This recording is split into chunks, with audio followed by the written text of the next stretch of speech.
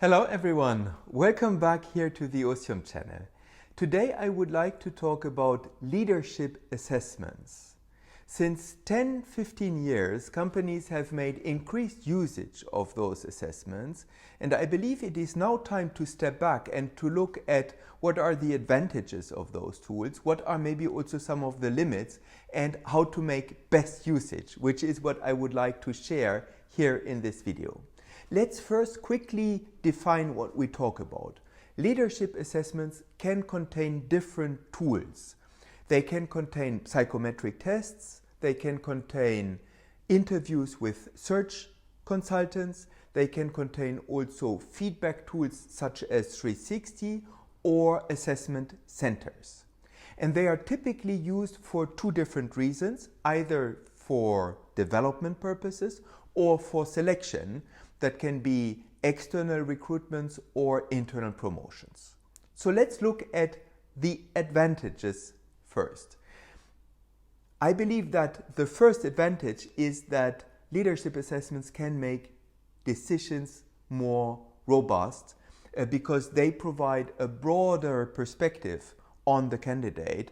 They provide different data points and different insight, as well as the third-party perspective, which may of course contribute to a more robust people decision. Secondly, these assessments can bring benchmark information because some of the psychometric tests have benchmark data built in, and of course the search consultants can usually bring also their point of view on the bench strengths in the industry and compare candidates to that benchmark data. Thirdly, the assessments are valued by employees. They are valued as an investment into their development or valued as a way to make people decisions indeed more robust and maybe also more objective.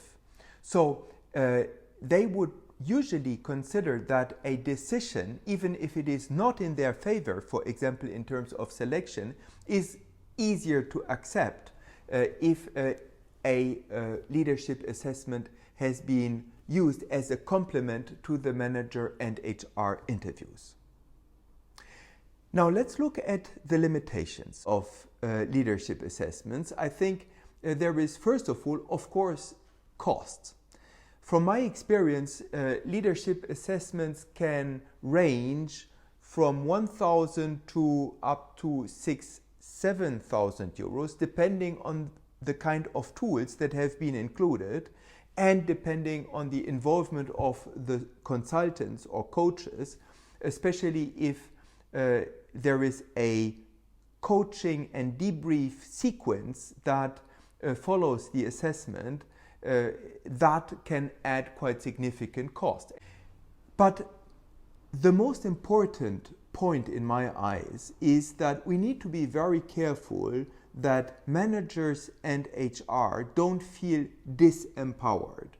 I believe that the recruiting manager must completely own the decision. And I believe that it must be therefore very clear that the leadership assessment can only be used as a complement, as an additional perspective, not to substitute the managerial decision. We should also acknowledge that leadership assessments can slow down the process and that they are built themselves on certain assumptions and that therefore there is no perfect objectivity. So my point of view is that leadership assessments are a great tool for development because self-awareness is such a critical component of leadership that helping leaders to increase their self-awareness is certainly a very worthwhile investment to make into their development. And I believe that leadership assessments help very much to do so. And I see them as a very important component, therefore, of a leadership development journey. When it comes to selection, I would be more careful. I would say that they are useful if, for example, an integration process requires to conduct a broad number of selection processes at one given moment in time. But normally, managers and HR should be able to invest all the necessary time in order to make high quality interviews and debrief sessions.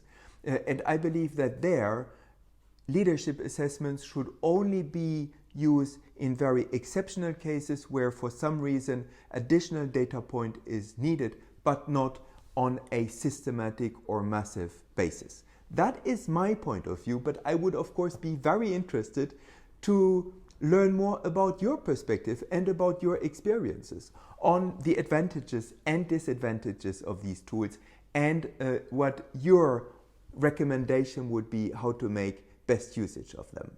Please use the comment section here below to share that perspective. I hope you have enjoyed the video. If it is the case, please don't forget to like it or to share it.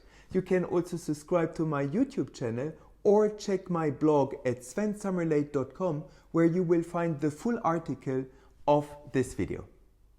I hope to see you soon, and I say goodbye for now.